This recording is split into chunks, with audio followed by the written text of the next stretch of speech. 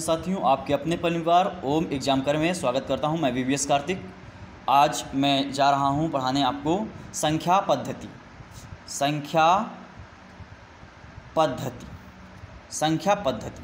ठीक है। और मैं आपको कुछ फार्मूले वगैरह बताऊंगा। थोड़े से वीडियो ज़्यादा लंबे नहीं होंगे, छोटे ही रहेंगे। तो पहला ले लेते हैं कि सह अभाज्य संख्या किसे कहते हैं। सह अभाज्य संख्या किसे कहते हैं?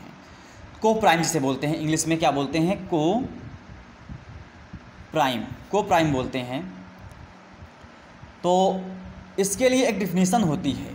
क्या होती है कि यदि ए तथा बी दो ऐसी संख्या हैं जो इनका HCF यानी हाईएस्ट कॉमन फैक्टर लेने पर ये केवल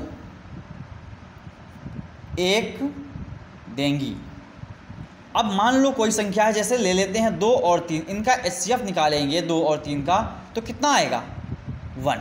इनका HCF 1 आएगा। तो यही हो गई इनके क्या? को प्राइम यानी सह आभाज्य संख्याएं। उसके अलावा अगर कोई दूसरा गुणनखंड मिल जाता है फैक्टर, तो ये सह आभाज्य संख्याएं नहीं हो सकती हैं। जैसे हम लोग ले लेते हैं दूसरा एग्जाम्पल, मान लो 5 और 6 ले लेते। हाँ, 5 और 6 ले लेते हैं। इनके बीच में भी इनका HCF कितना आएगा? 1। इनका HCF आएगा 1, जो कि क्या हो गया? को प्राइम। तो ऐसे एग्जाम्पल ले लेंगे हम लोग कि 2,3 ये को प्राइम हो जाएंगे, 5,3 ये को प्राइम हो जाएंगे, 6,7 ये को प्राइम हो जाएंगे। और मान लो कोई भी, मान लो 7 और 11 मान ले लेते हैं, 11 ये आपके हो जाएंगे को प्राइम। अब हम लोग देखते हैं कि एक और विशेष नियम होता है कि यदि A, B दो ऐसी संख्याएं हैं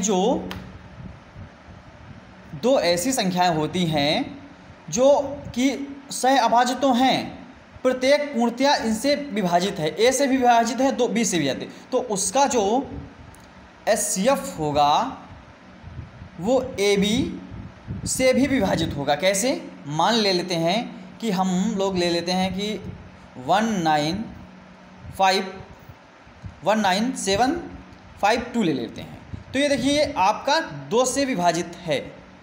अब हम लोग, ये हो गया A। अब हम लोग पता करते हैं क्या ये B से भी विभाजित है। तो इसको 19752 इन सबको ऐड करते हैं, तो ये दे देगा हमको अगर 24, जो कि 3 से विभाजित है। अब ये वैल्यू हो गई B की।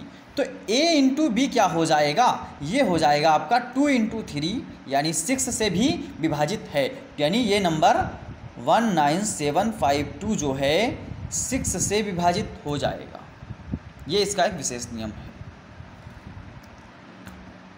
तो अगर हम लोग बात करते हैं कि एक डिविजिबिलिटी रूल देख लीजिए, 2 मिनट में मैं समझा दूंगा। विभक्तीकरण नियम क्या होता है ये आप देख लो।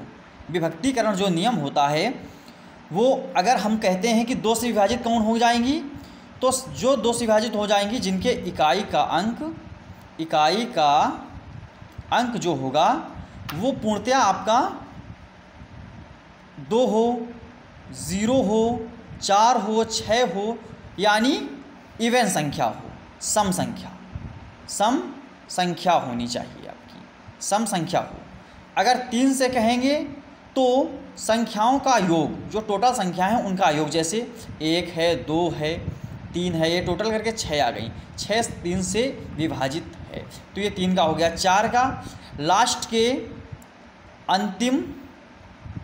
अंतिम 2 अंक विभाजित हों, किससे? 4 से विभाजित हों।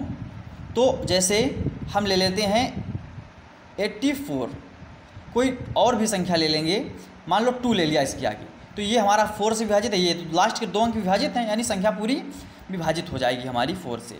अगर हम 5 का कहें तो वो क्या हो जाएगा कि जिनके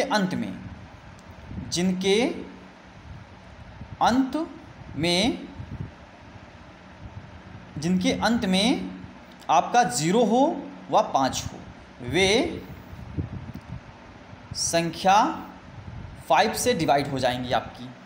अब हम लोग अगर बात करते हैं कि मान लो 6 का डिविजिबिलिटी रूल क्या होता है, तो 6 का जो हो जाएगा, अगर वो संख्या 2, 3 से विभाजित है तो 6 से विभाजित हो जाएगी।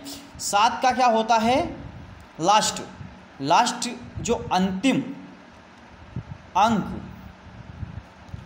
अंक का दुगना, अंतिम अंक का हम लोग दुगना कर देते हैं और संख्या से भाग दे देंगे। जैसे हम लोग ले लेते हैं कि हम लोग एक संख्या मान लो 882, इसका दुगना कितना हुआ 4, तो यानी 88 में 4 माइनस किया तो 84 हमारा 7 से डिवाइड है 12 टाइम। डेट इज़ योर 7 तक का डिविजिबिलिटी रूल हो गया। तो आप लोग को मैं ऐसे ही वीडियो देता रहूँगा, अब कंटिन्यूटी हो जाएगी।